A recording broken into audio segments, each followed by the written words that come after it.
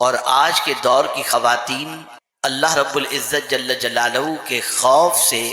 کافی حد تک بے نیاز نظر آ رہی ہیں۔ یہ عورت ہی تھی جس کی زندگی میں اللہ کا خوف اس حد تک داخل تھا کہ اس کے پرہیزگار ہونے کی بنیاد پر اس کے بطن سے بڑے بڑے ولی جنم لیتے تھے۔ یہ عورت ہی تھی جس کے تقدس کی بنیاد پر رب قدیر جل جلالہ ان کی دعاؤں کو قبول کر لیا کرتا تھا۔ یہ عورت ہی تھی جب کبھی ماں کی شکل کے اندر اپنے بچوں کو باوضو دودھ پلاتی تو وہ بچہ معین الدین اجمیری بن کر دنیا کو اسلام کی دولت سے بہرہ کرتا۔ یہ مائیں ہی تھیں اور عورت ہی تھی جس نے محبوب الہی جیسے کو جنم دیا، اور یہ مائیں ہی تھیں اور ان کا تقدس تھا جس نے غوث اعظم سیدنا شیخ عبد القادر جیلانی رضی اللہ تعالیٰ عنہ جیسے کو جنم دیا۔ اور تھوڑا آگے بڑھ کر کے عرض کروں تو غلط نہ ہوگا، سیدۃ النساء خاتون جنت رضی اللہ تعالی عنہا ہی تھی، اور ان کا تقدس تھا، ان کا خوف تھا، جس کی وجہ سے ان کے بطن سے حسنین کریمین جیسے نوجوانان جنت کے سردار نے جنم لیا۔ آج اگر ہم عورت کی زندگی کا جائزہ لیں تو عورت نے صرف شرم کا لباس نہیں اتار دیا، حیا کا لباس نہیں اتار دیا، بلکہ عورت کی زندگی سے تقوی رخصت ہو چکا۔ عورت بے باک ہوتی جا رہی ہے، عورت بے باکی کا مظاہرہ کرتی جا رہی ہے، اللہ کا ڈر اس کی زندگی سے نکلتا جا رہا ہے، اور دنیا یہ کوشش کر رہی ہے کہ اب کوئی بھی عورت ایسی نظر نہ آنے پائے جس کی زندگی میں تقوی چھلکتا ہو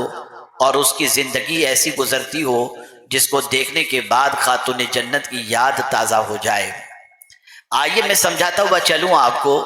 کہ ایک عورت کی زندگی میں اللہ کا ڈر کتنا ضروری ہے۔ جب تک عورتیں اللہ کے خوف سے دامنگیر تھیں ان کے گھر کے اندر فاقہ نہیں ہوتا تھا۔ جب تک عورت اللہ عز و جل کے خوف کے اندر زندگی گزارتی تھی ان کے گھروں میں رحمت الہی کا نزول ہوتا۔ جب تک عورت کی زندگی خوف الہی سے لبریز تھی ان کی زندگی سے بہت سارے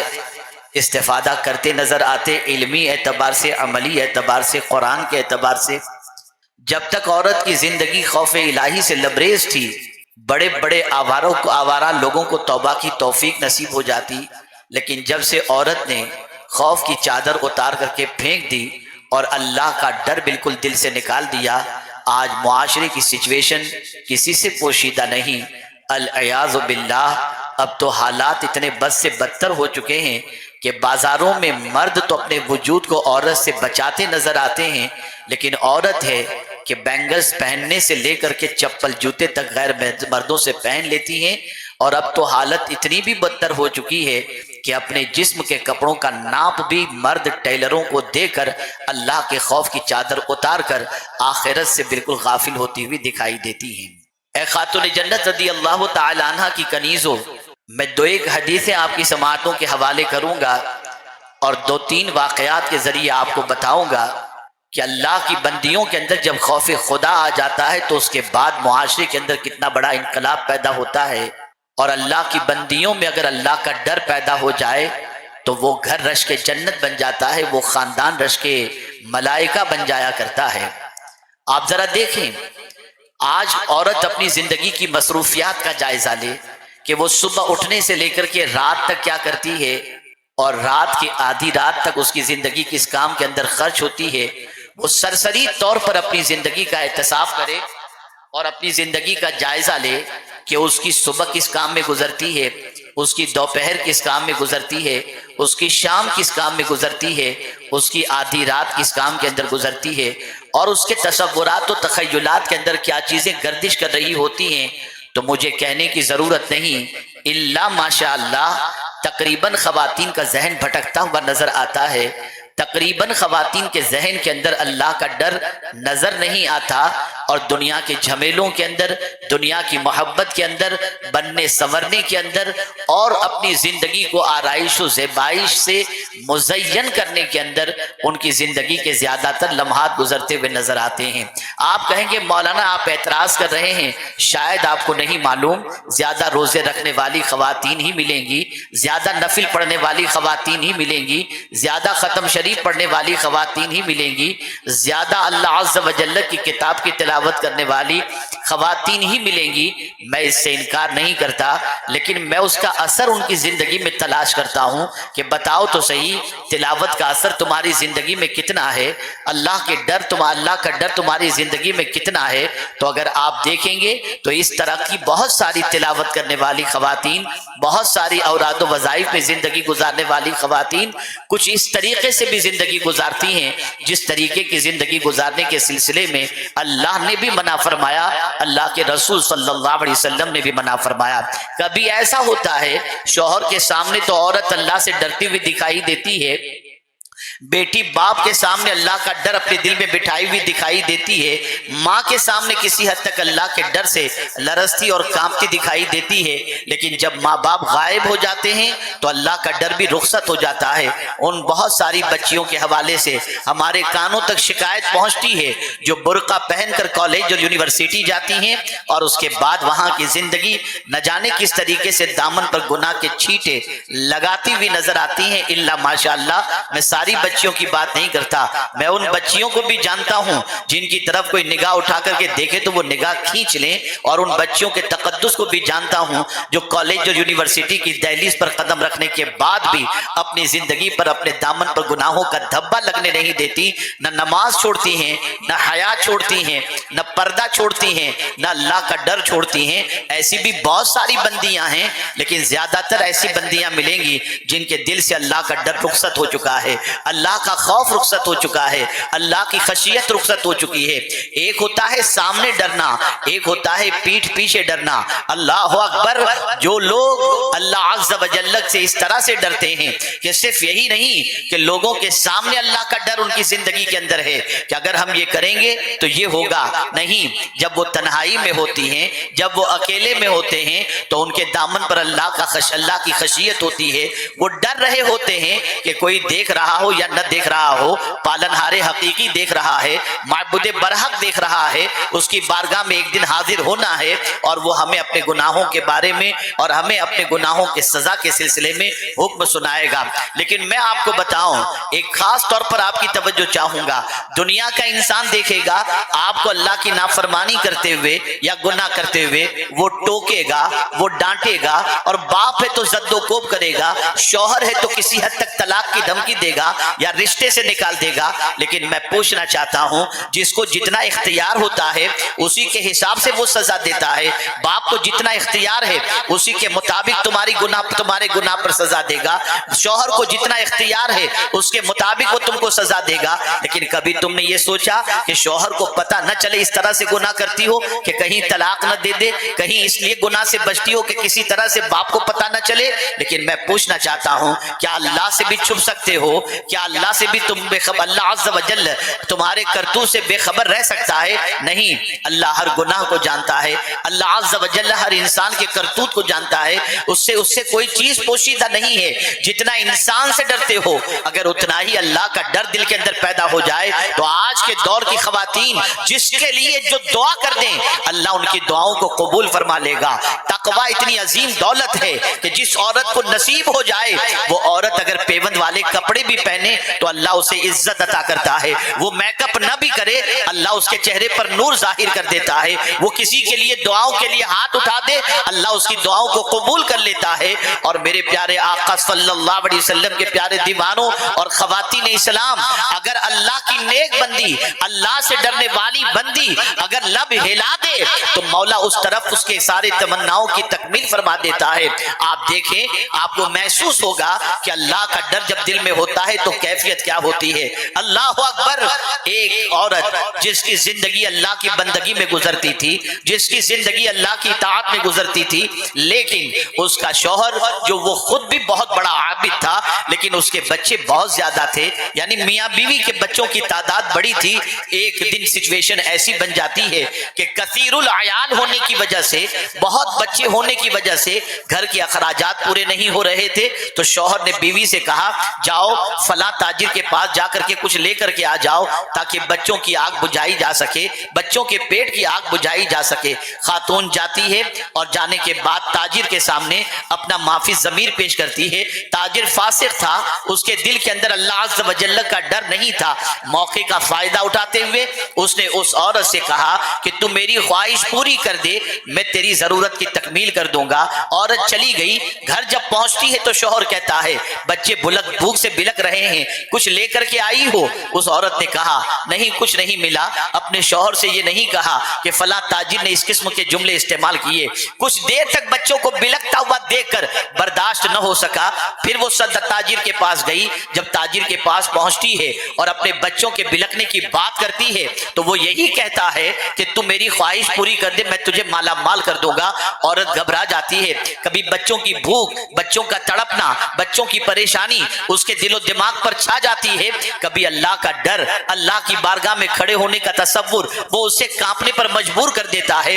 لیکن بچوں کے سامنے وہ ہتھیار ڈالتے ہوئے وہ یوں کرتی ہے کہ اس کے ساتھ رضامندی کا اظہار کر دیتی ہے۔ ابھی تنہائی میں دونوں پہنچے ہی تھے کہ عورت کا بدن کانپنے لگتا ہے اور اس کے بدن پر کپ کپی طاری ہوتی ہے۔ تاجر پوچھتا ہے اے عورت، آخر تو کس سے ڈر رہی ہے؟ کیوں اتنی کانپ رہی ہے؟ کیوں اتنا تجھ پر لرزہ طاری ہے؟ عورت برجستہ جواب دیتی ہے سنو، ایک دن مجھے رب کے حضور حاضر ہونا ہے، اس گناہ کے بارے میں وہ مجھ سے پوچھے گا تو میں اپنے رب کو کیا جواب دوں گی؟ اس تصور کی وجہ سے مجھ پر کپ کپی طاری ہے۔ عورت کا خوف خدا سے لرزنا اس تاجر پر اتنا ایفیکٹ کرتا ہے کہ وہ تاجر یہ جملہ استعمال کرتا ہے جب تو بھوکی رہ کر اللہ سے اتنا ڈرتی ہے تو میں تو پیٹ بھرا ہوں، مجھے زیادہ ڈرنا چاہیے۔ اور یہ کہتے ہوئے وہ کمرے میں گیا اور جا کر بہت سارا مال و منال لا کر اس عورت کو دیا اور کہتا ہے تو مجھے معاف کر دے، اللہ اکبر، اور دعا کر کہ میری غلط نیت کو اللہ بھی معاف فرما دے۔ اللہ اللہ، وہ عورت دعائیں دیتی ہوئی مال و منال لے کر گھر چلی جاتی ہے۔ ادھر اس نوجوان تاجر کی زندگی میں تبدیلی پیدا ہوتی ہے۔ حضرت موسیٰ کلیم اللہ علیہ الصلوۃ والتسلیم کو اللہ وحی نازل فرماتا ہے اور ارشاد فرماتا ہے فلاں جگہ جاؤ، ایک تاجر ہے، اسے جا کر یہ خوشخبری سنا دو کہ اللہ نے اس کے سارے گناہ معاف فرما دیے ہیں۔ اللہ اکبر۔ حضرت موسیٰ علیہ السلام اللہ کے کلیم جب اس کے پاس پہنچتے ہیں اور اسے مزدہ جاں فضا سناتے ہیں کہ اللہ نے تیرے سارے گناہ معاف فرما دیے ہیں، لیکن حضرت موسیٰ علیہ السلام نے یہ کہنے کے بعد ارشاد فرمایا اے نوجوان ذرا بتا تو صحیح، تو نے وہ کون سی عظیم نیکی کی ہے جس کی وجہ سے اللہ نے تیرے گناہوں کو معاف کر دیا؟ اتنا سننا تھا۔ وہ نوجوان کہتا ہے اور پورا واقعہ سناتا ہے مجھ پر نفس حاوی تھا، شیطان حاوی تھا، میں گناہ کی طرف آمادہ ہو چکا تھا، لیکن ایک عورت کے خوف خدا سے لرزنے نے مجھے توبہ کی توفیق عطا فرما دی، جس کی وجہ سے اللہ نے میرے گناہوں کو معاف فرما دیا۔ جب عورت خوف خدا سے لرزتی ہے تو آوارہ کا مزاج تبدیل ہو جاتا ہے۔ جب عورت اللہ کے ڈر سے کانپتی ہے تو بگڑا ہوا انسان توبہ کی طرف مائل ہو جاتا ہے۔ لیکن وہ عورتیں جو خود ہی گناہ کی دعوت دیتی ہوں، جو خود ہی گناہ کی طرف مائل ہوتی ہوں، جو خود ہی گناہ کی طرف دعوت دینے والی ہوتی ہوں، گناہ کی طرف بلانے والی ہوتی ہوں، ان کا انجام کیا ہوگا، ان کی سزا کیا ہوگی؟ کبھی سوچنے کی کوشش کی، کبھی غور کرنے کی کوشش کی تو آج ہماری بہنیں یہ تصور کرتی ہیں، آج ہماری قوم کی بچیاں یہ تصور کرتی ہیں دنیا چند دنوں کی ہے، عیش کر لو۔ یہ عیش کرنے کی جگہ نہیں ہے، یہ اللہ کے خوف سے لرزنے کی جگہ ہے، اور یہاں رہ کر اپنی آخرت کو سنوارنا ہے اور اللہ کی بارگاہ کی حاضری کے تصور کو ہمیشہ پیش نظر رکھنا ہے۔ آپ ذرا سوچیں، اندازہ لگائیں، ایسے ہی ایک اور عورت کا واقعہ ہے۔ ایک نوجوان اس عورت کی محبت میں گرفتار تھا، اتنا گرفتار تھا جس کی کوئی انتہا نہیں۔ اچانک ایک قافلہ روانہ ہوتا ہے اور وہ عورت بھی اس قافلے میں روانہ ہونے کے لیے تیار ہوتی ہے۔ وہ نوجوان جو اس عورت کی محبت میں گرفتار تھا وہ بھی چپکے سے اس قافلے میں شامل ہو جاتا ہے۔ رات کے سناٹے میں جب سب سو جاتے ہیں تو وہ نوجوان جو اس عورت کی محبت میں گرفتار تھا وہ چپکے سے اس عورت کے پاس پہنچتا ہے اور کہتا ہے میں تجھ سے بہت محبت کرتا ہوں، میری خواہش پوری کر دے۔ عورت نے سوال پوچھا کہ ذرا یہ بتاؤ قافلے والے کیا کر رہے ہیں؟ کہا قافلے والے تو میٹھی نیند، بھرپور نیند کے اندر ہیں، خراٹے لے رہے ہیں، سو رہے ہیں اور بے خبر سو رہے ہیں۔ نوجوان نے جب یہ کہا تو اس عورت نے جواب دیا، اے برا ارادہ رکھنے والے، ذرا یہ بتا، سب کے سونے کا تو تجھے یقین ہے، رب کے بارے میں کیا خیال ہے؟ اتنا سننا تھا، اس شخص کی آنکھوں سے آنسو نکل گئے۔ اس نے کہا اللہ تو سونے سے پاک ہے۔ تو کہتی ہے وہ خاتون، نادان، تو انسانوں سے ڈرتا ہے، پیدا کرنے والے خدا سے نہیں ڈرتا۔ بس اس بندے نے توبہ کر لی اور اس کے بعد کبھی گناہ کا قصد و ارادہ نہیں کیا۔ پتہ یہ چلا عورت اگر اللہ عز و جل کا ڈر دل کے اندر پیدا کر لے تو اس کی وجہ سے معاشرہ سنور سکتا ہے، آوارگی مٹ سکتی ہے، اور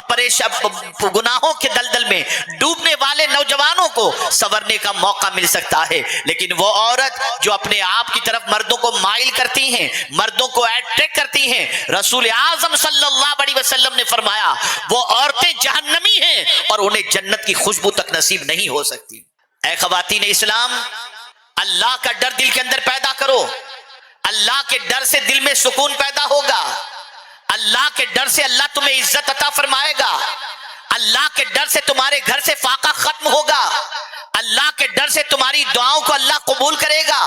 اللہ کے ڈر کی بنیاد پر اللہ تمہارے کاموں کو آسان کر دے گا، جیسا کہ قرآن مقدس میں رب قدیر نے فرمایا وَمَن يَتَّقِ اللَّهَ يَجْعَلْ لَهُ مِنْ أَمْرِهِ يُسْرًا، جو اللہ سے ڈرتا ہے اللہ اس کے سارے کام کو آسان فرما دیا کرتا ہے۔ آئیے میں زیادہ وقت لینے کی بجائے دو حدیثیں اور آپ کی سماعتوں کے حوالے کروں، اور اس کے بعد میں آپ کے ضمیر کو جھنجھوڑنے کی کوشش کروں گا، آپ کے دل کو جگانے کی کوشش کروں گا۔ اللہ عز و جل نے واضح طور پر یہ فرما دیا کہ گندا اور ستھرا دونوں اکول کبھی نہیں ہو سکتے، اور شاید ہی انسان کے اندر کوئی ایسا شخص ہو جو دونوں کو برابر تصور کرتا ہو۔ ہر شخص گندے کو گندا ہی مانتا ہے اور ستھرے کو ستھرا ہی مانتا ہے، لیکن دنیا کے اندر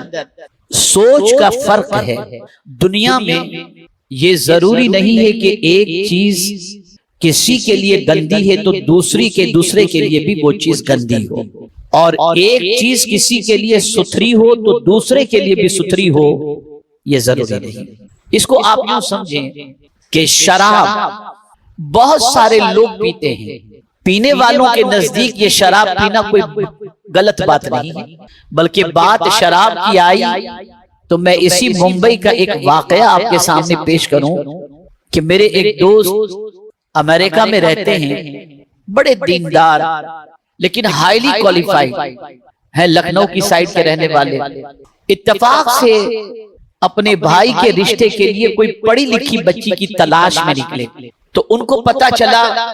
کہ 7 بنگلے کی سائیڈ کے اندر، ورسووا کی سائیڈ کے اندر کوئی اچھی فیملی ہے، اچھی سے مراد پڑھی لکھی بچی ہے، اور عمر کے اعتبار سے بھی کوئی اتنا فرق نہیں ہے، سملر ہے، لیکن چونکہ یہ بھی کوالیفائیڈ تھے، بڑے باپ کے بیٹے تھے، تو رشتہ بھی اسی اسٹیٹس کا وہ تلاش کر رہے تھے۔ بہت زیادہ ڈیپ میں وہ نہیں گئے تھے کہ گھر کا رکھ رکھاؤ کیسا ہے یا سچویشن کیا ہے، لیکن چونکہ دین ان کی زندگی میں تھا اس وجہ سے وہ شراب وغیرہ سے نفرت کرتے تھے۔ لیکن جب اس مسلم بچی کو دیکھنے کے لیے اس کے گھر پہنچے، آپ کو سن کر حیرت ہوگی، اس بچی کی ماں نے لڑکے کی ماں سے پوچھا آپ کون سی ڈرنک لیں گے، تو وہ سمجھے کہ تھمس اپ، پیپسی یا جوس وغیرہ کی بات کرتی ہوں گی، تو انہوں نے کہا جو بھی آپ پیش کریں، نہیں بولے آپ کیا پئیں گے، بیئر پئیں گے، اس قسم کی شراب کی قسمیں گنانا شروع کی۔ یہ سننا تھا کہ وہ 1 منٹ کی تاخیر کے بغیر وہاں سے اٹھ کر کے چلے گئے۔ آپ اور ہم یہ سمجھتے ہیں کہ ہماری قوم بہت مہذب ہے اور ابھی ہماری قوم کے اندر بہت شائستگی ہو سکتا ہے، جن کا تعلق اللہ کے گھر سے یا علماء سے یا دین سے ہے، وہاں تو کچھ دینی رمق پائی جائے گی، ورنہ میرا اپنا تجربہ میں آپ کو بتاؤں کہ مدینہ منورہ سے میں فلائٹ میں آ رہا تھا تو وہاں سے ایک مسلم فیملی چڑھی جو بہت مالدار تھی، پورا راستہ پکچر دیکھتے ہوئے ممبئی پہنچے۔ آپ یہ نہ سمجھنا کہ اب مسلمان کہلانے والوں کی زندگی کے اندر دین کمپلیٹلی موجود ہے، بلکہ پوش ایریے میں جا کر کے اگر آپ دیکھیں تو وہ دین کا مذاق اڑاتے ہوئے بھی ملیں گے، اور کوئی دینی احکام ان کے کانوں تک پہنچایا جائے تو ان احکام پر عمل کرنا تو بہت دور کی بات ہے۔ دولت کے نشے میں مست ہونے کی وجہ سے اور چور ہو جانے کی وجہ سے وہ مذہبی رہنماؤں کو کہیے یا مذہب پر عمل کرنے والوں کو دنیا کا گھٹیا اور بیکورڈ انسان تصور کرتے ہیں۔ تو بہت ساروں کے نزدیک شراب اچھی چیز ہے، اسے پیتے ہیں، اسے پیش کرتے ہیں، لیکن وہ مسلمان جن کا تعلق دین سے اور علماء سے اور مسجد سے ہے، وہ آج بھی شراب کو اچھی چیز نہیں سمجھتے، بری سمجھتے ہیں اور خبیث سمجھتے ہیں۔ شراب پینے والا بھی برا، پلانے والا بھی برا، بیچنے والا بھی برا، خریدنے والا بھی برا، اٹھانے والا بھی برا، رکھنے والا بھی برا، نچوڑنے والا بھی برا۔ میرے پیارے آقا صلی اللہ تعالی علیہ وسلم کے پیارے دیوانوں، یہ ہو ہی نہیں سکتا کہ جسے اللہ نے خبیث کہہ دیا ہو وہ طیب کے برابر ہو سکے۔ خبیث خبیث ہے اور طیب طیب ہے۔ اور یہاں پہ آپ کو بتا دوں کہ یہ صرف شراب اور پانی کا مسئلہ نہیں ہے۔ آپ اگر خبیث اور طیب کو دیکھیں گے تو انسان کے اندر بھی خبیث طبیعت کے ملیں گے اور طیب طبیعت کے ملیں گے۔ اسی لیے قرآن نے کہا الخبیثات للخبیثین والخبیثون للخبیثات والطیبات للطیبین والطیبون للطیبات۔ انسانوں میں بھی خبیث ملیں گے، مرد میں بھی خبیث ملیں گے، عورتوں میں بھی خبیثات ملیں گی، تو خبیث بھی ملیں گے اور طیب بھی آپ کو ملیں گے۔ لیکن کبھی خبیث اور طیب دونوں اکول نہیں ہو سکتے، برابر نہیں ہو سکتے۔ گندا بہرحال گندا اور طیب بہرحال طیب۔ میرے پیارے آقا صلی اللہ تعالی علیہ وسلم کے پیارے دیوانوں، زمین کے سلسلے میں بھی اگر آپ دیکھیں تو زمین میں بھی خبیث زمین ہے اور زمین میں بھی طیب زمین ہے۔ قرآن مقدس میں اللہ نے فرمایا والبلد الطیب یخرج نباتہ، جو پاک زمین ہے وہ سبزہ اگاتی ہے، جو پاک زمین ہے وہ سبزہ اگاتی ہے، اور جو گندی زمین ہے والذی خبث لا یخرج الا نکدا، جو خبیث زمین ہے وہ نہیں اگاتی مگر کانٹے دار درخت، کانٹے اگاتی ہے۔ تو زمین میں بھی خبیث ہے اور زمین بھی طیب ہے۔ میرے پیارے آقا صلی اللہ تعالی علیہ وسلم کے پیارے دیوانوں، مال کے اعتبار سے دیکھیں تو مال کے اندر بھی، چیزوں کے اندر بھی آپ کو گندی بھی چیز ملے گی اور طیب بھی چیز ملے گی۔ اب جو بات عرض کرنے جا رہا ہوں یہ شاید کہ آپ کی زندگی کو تھوڑا ٹچ کر کے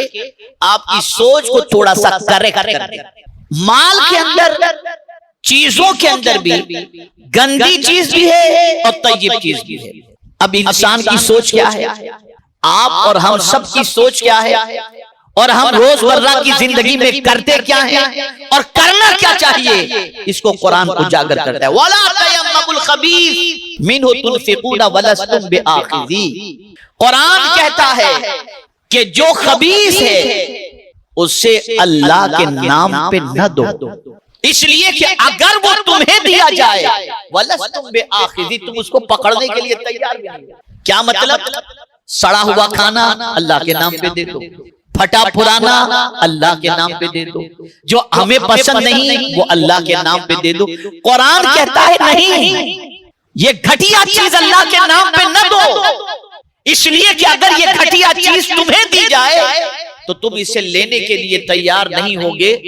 الا ان تغمضوا فیہ، ہاں نظر بچا کر، چھپ کر کے، نظر بچا کر کے، بے توجہی سے، ارے یار تو چلو ٹھیک ہے، یہ ایک الگ چیز، لیکن خوشی سے تم قبول نہیں کرو گے۔ جیسا کہ آپ اور ہم دیکھتے ہیں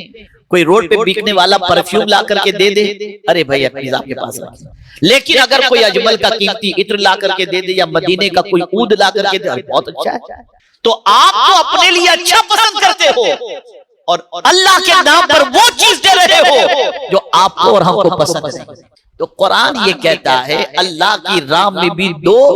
تو کیا دو؟ لن تنالوا البر حتى تنفقوا مما تحبون، جو تمہیں پسند ہے وہ اللہ کے نام پر تم دو، جب تک کہ پسندیدہ چیز اللہ کے نام پر نہیں دو گے نیکی کو ہرگز نہیں۔ تو مال میں بھی خبیث مال، چیز میں بھی خبیث چیز، مال میں بھی طیب اور چیز میں بھی طیب، زمین میں بھی طیب، زمین بھی خبیث، یہ ساری چیزیں قرآن مقدس کے اندر اللہ عز و جل نے بیان فرما دی۔ اب جو بات سمجھنے کی ہے وہ یہ ہے کہ اس وقت دنیا کے اندر مسلمان کی سوچ بدل رہی ہے۔ کس طرح سے بدل رہی ہے؟ گناہ کرنے والوں کا سیلاب دیکھا،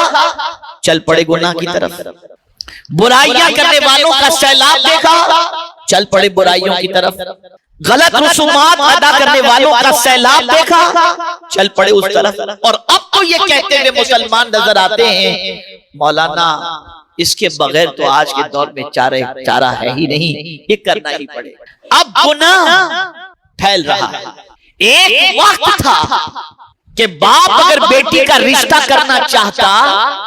تو یہ نہیں پوچھتا تھا کہ بیٹی تیرے لیے ہم نے یہ لڑکا پسند کیا ہے، تیری کیا رائے ہے، بلکہ اتنا ہی کہہ دیتا تھا بیٹا ہم کو ایک اچھا لڑکا مل گیا اور تمہارا رشتہ اس کے ساتھ کر رہے ہیں۔ بیٹی گردن جھکا لیتی، باپ قبول کر لیتا، بیٹی کی رشتہ ہو جاتا۔ اب کیا پوزیشن ہے؟ حالات بدل گئے، کثرت خبائث بڑھ گیا، گناہوں کا سیلاب بڑھ گیا، اور آہستہ آہستہ دیندار گھرانوں کے اندر بھی یہ برائی پیدا ہو گئی۔ اللہ ماشاءاللہ کیا ہوا؟ اب بیٹی کے لیے کوئی رشتہ آتا ہے تو باپ بیٹی سے پوچھتا ہے یا ماں کے ذریعے پوچھواتا ہے بیٹی اگر کہیں تیرا کوئی چکر بکر ہو تو پہلے سے بتا دینا، کہیں ایسا نہ ہو کہ ہم ہاں کہتے ہیں اور بعد میں تیرا دل ادھر نہ ہو۔ اب کھل کر ماں پوچھ رہی ہے، کھل کر باپ پوچھ رہا ہے۔ یا اگر بچی سے پوچھا جائے کہ بیٹی یہ رشتہ آیا ہے تمہارا کیا خیال ہے؟ میرا ارادہ ادھر نہیں ہے، میرا ارادہ فلاں جگہ پر ہے، اور اب اسے برا نہیں سمجھا جاتا۔ اور تھوڑا سا آگے بڑھ کر کے میں بتاؤں، مائیں بچیوں سے کہتی ہیں بیٹا ہر لڑکے سے دوستی مت کرنا، ذرا دیکھ لینا کمانا دھمانا اس کا ٹھیک ہے، گھر بار وغیرہ ہے کہ نہیں، کہیں ایسا نہ ہو کہ فٹیچر کے ساتھ تو نے اپنی دوستی قائم کر لی اور بعد میں تیری زندگی برباد ہو۔ اب لڑکی تلاش کرتی ہے کہ کوئی پیسے والا مل جائے تو اس کو ہم پھنسائیں۔